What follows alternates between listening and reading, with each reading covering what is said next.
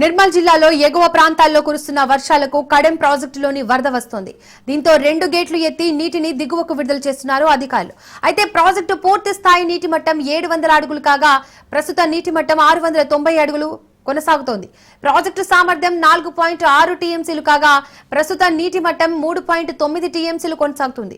Inflow 4812 క్యూసెక్కులు, outflow 12833 క్యూసెక్కులుగా కొనసాగుతోంది.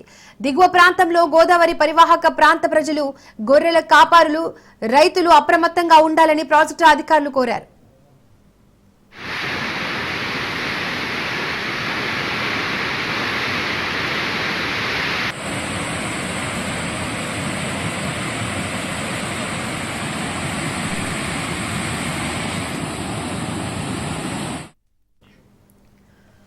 నిర్మల్ జిల్లాలో ఎగువ ప్రాంతాల్లో కురుస్తున్న వర్షాలకు కడెం ప్రాజెక్టులోని వరద వస్తోంది. దీంతో 2 గేట్లు ఎత్తి నీటిని దిగువకు విడుదల చేస్తున్నారు అధికారులు.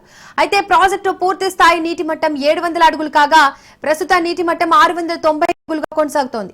ప్రాజెక్టు సామర్థ్యం 4.6 టీఎంసీలు కాగా ప్రస్తుత నీటి మట్టం 3.9 టీఎంసీలుగా కొనసాగుతోంది. ఇన్ఫ్లో 4812 క్యూసెక్కులు కాగా అవుట్ఫ్లో 12833 క్యూసెక్కులుగా కొనసాగుతోంది.